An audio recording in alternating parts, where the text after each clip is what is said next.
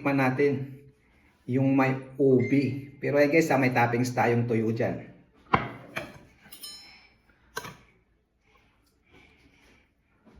Yan o.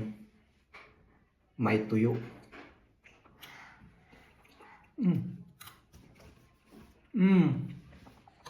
Wow. Andun yung tamis at saka yung alat ng nung tuyo. Ang sarap talaga. Ito naman talaga yung pure lang na sampurado. Ayan guys. Of course, meron din yung tuyo natin. The perfect bite.